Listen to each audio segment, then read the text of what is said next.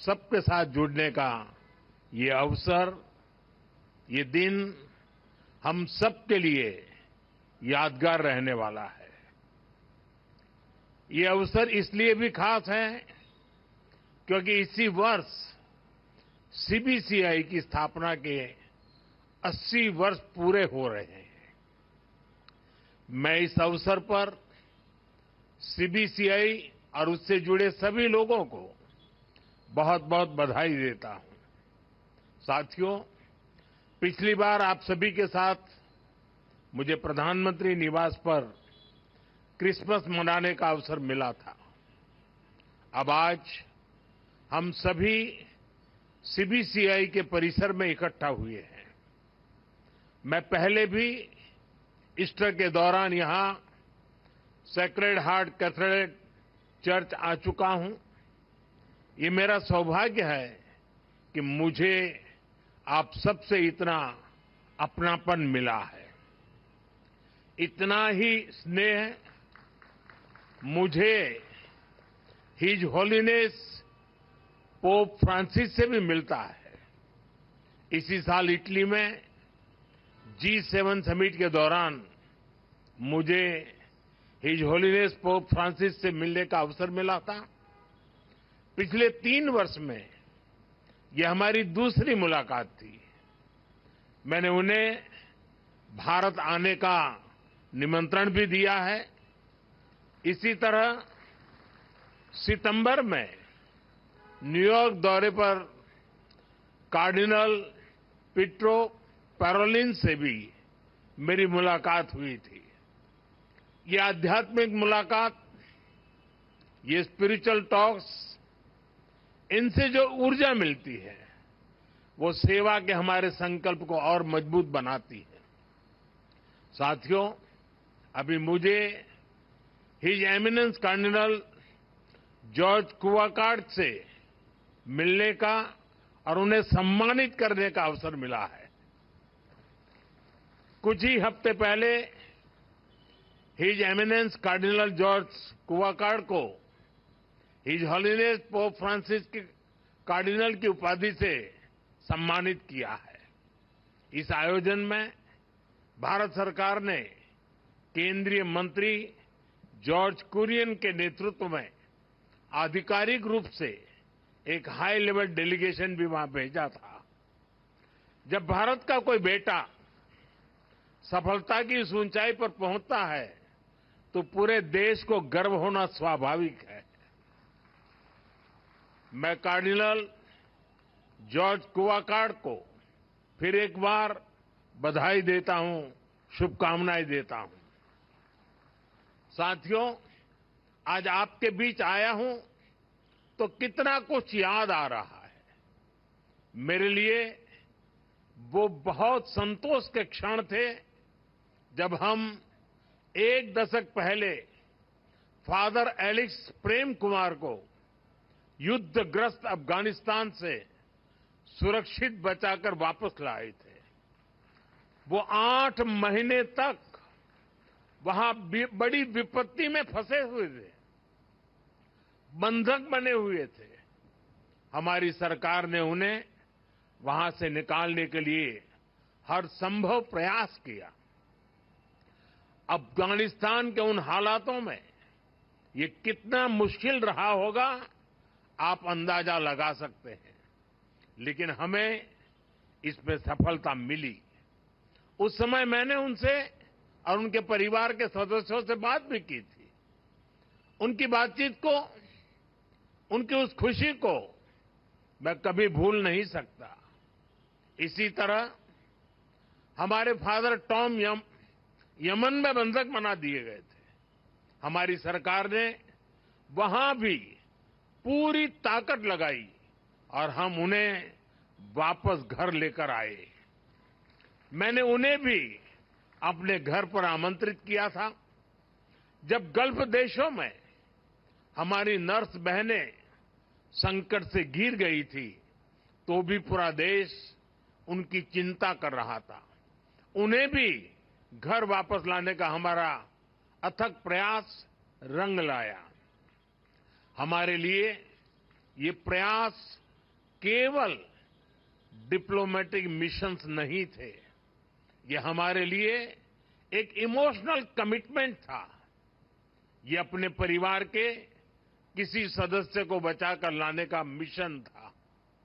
भारत के संतान दुनिया में कहीं भी हो, किसी भी विपत्ति में हो, आज का भारत उन्हें हर संकट से बचाकर लाता है, इसे अपना कर्तव्य समझता है।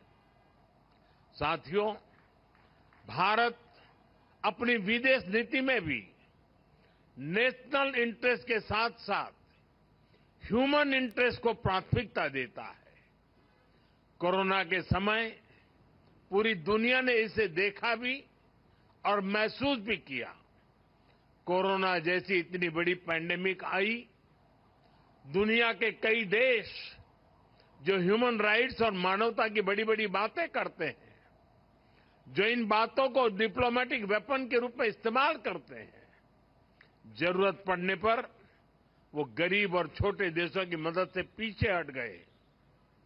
उस समय उन्होंने केवल अपने हितों की चिंता की, लेकिन भारत ने परमार्थ भाव से अपने सामर्थ्य से भी आगे जाकर कितने ही देशों की मदद की। हमने दुनिया के 150 से ज्यादा देशों में दवाइयां पहुंचाई, कई देशों को वैक्सीन भेजी। इसका पूरी दुनिया पर एक बहुत सकारात्मक असर भी पड़ा। अभी हाल ही में मैं गयाना दौरे पर गया था, कल मैं कुवैत में था।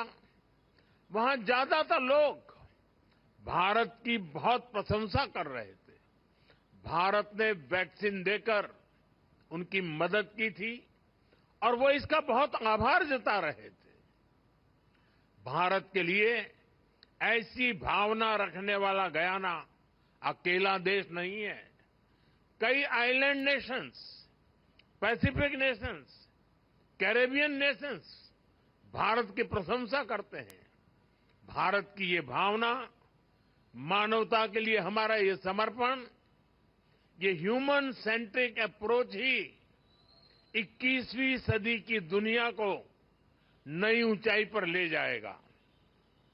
Friends, the teachings of Lord Christ celebrate love, harmony, and brotherhood. It is important that we all work to make this spirit stronger. But it pains my heart when there are attempts to spread violence and cause disruption in society. Just a few days ago, we saw what happened at a Christmas market in Germany. During Easter in 2019, churches in Sri Lanka were attacked. I went to Colombo to pay homage to those who lost in the bombings. It is important to come together and fight such challenges. Friends, the Christmas is even more special as you begin the Jubilee year, which you all know holds special significance. I wish all of you the very best for the various initiatives for the Jubilee year. This time, for the Jubilee year, you have picked a theme which revolves around hope. The Holy Bible sees hope as a source of strength and peace. It says, there is surely a future hope for you, and your hope will not be cut off. We are also guided by hope and positivity. Hope for humanity, hope for a better world, and a hope for peace, progress and prosperity. साथियों, बीते 10 साल में हमारे देश में 25 करोड़ लोगों ने गरीबी को परास्त किया है। ये इसलिए हुआ क्योंकि गरीबों में एक उम्मीद जगी कि हां, गरीबी से जंग जीती जा सकती है। बीते 10 साल में भारत 10वें नंबर की इकोनॉमी से 5वें नंबर की इकोनॉमी बन गया। ये इसलिए हुआ क्योंकि हमने खुद पर भरोसा किया, हमने उम्मीद नहीं हारी और इस लक्ष्य को प्राप्त करके दिखाया। भारत की 10 साल की विकास यात्रा ने हमें आने वाले साल और हमारे भविष्य के लिए नई होप दी है, ढेर सारी नई उम्मीदें दी है। 10 साल में हमारे यूथ को वो अपॉर्चुनिटीज मिली हैं जिनके कारण उनके लिए सफलता का नया रास्ता खुला है।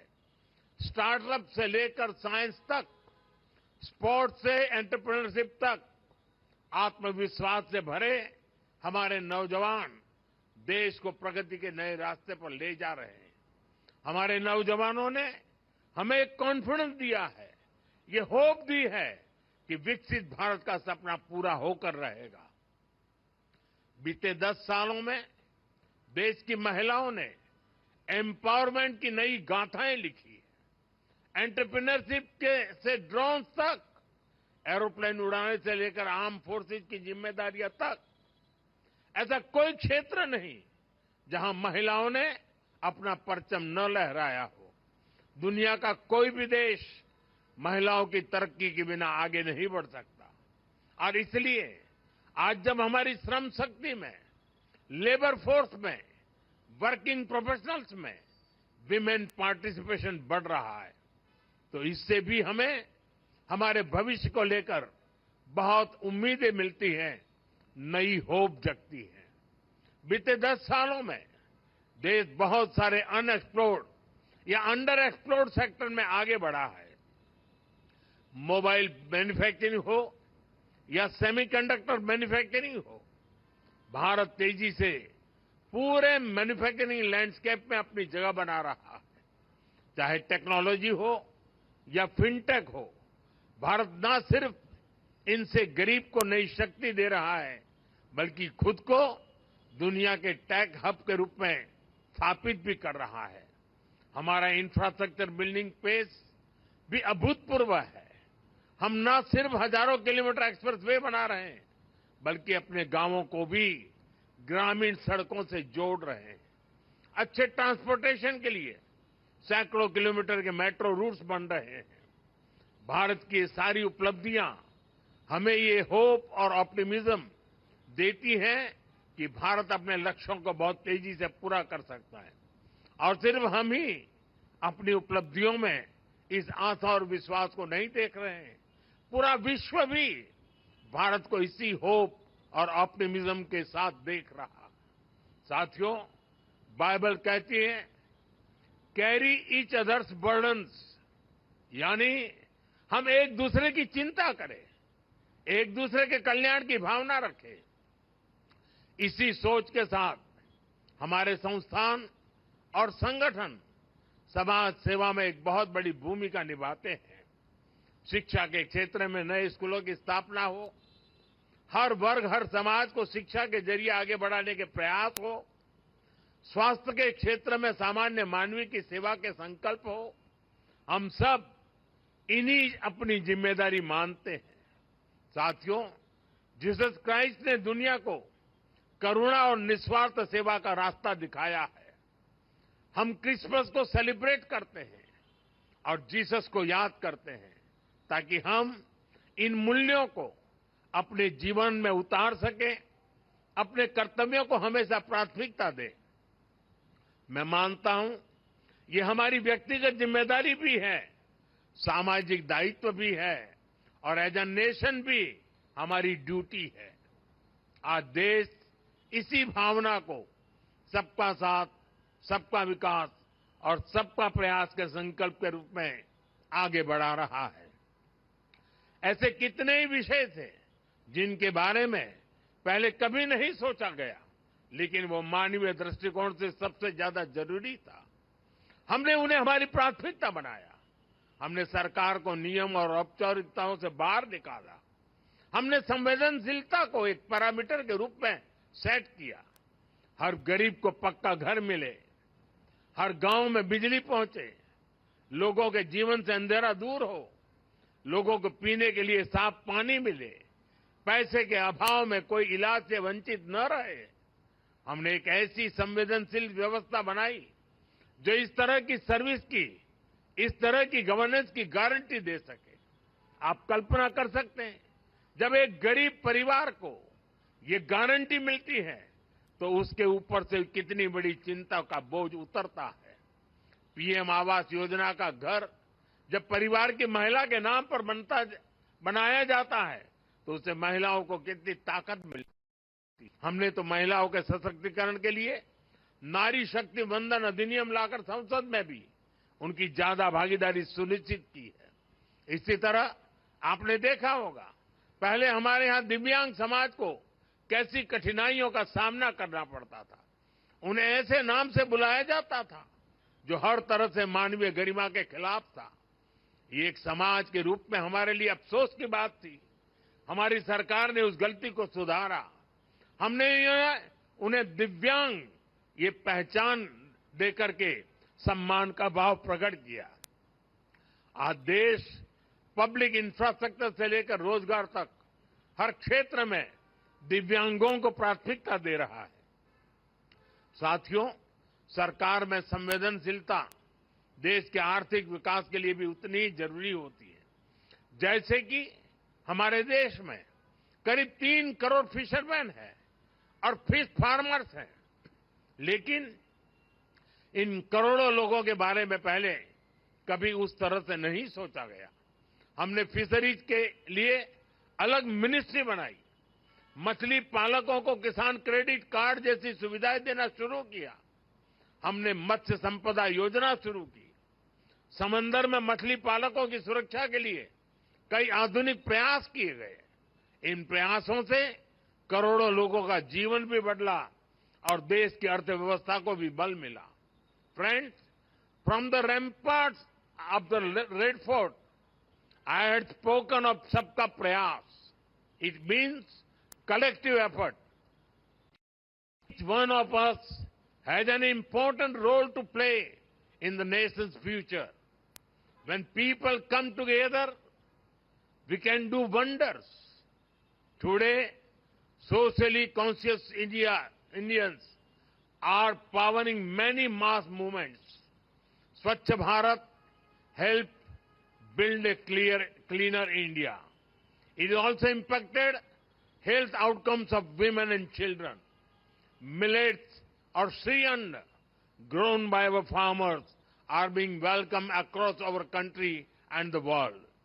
People are becoming vocal for local, encouraging artisans and industries. Ek ped meaning a tree for mother has also become popular among the people. This celebrates Mother Nature as well as our mother. Many people from the Christian community are also active in these initiatives.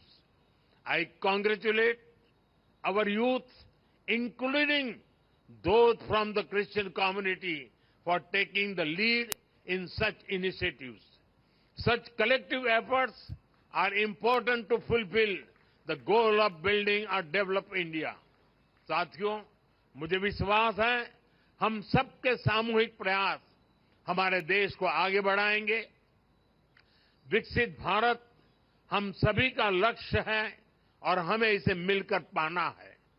ये आने वाली पीढ़ियों के प्रति हमारा दायित्व है कि हम उन्हें एक उज्जवल भारत देकर जाएं। मैं एक बार फिर आप सभी को क्रिसमस और जुबिली ईयर की बहुत बहुत बधाई देता हूं, शुभकामनाएं देता हूं। बहुत बहुत धन्यवाद।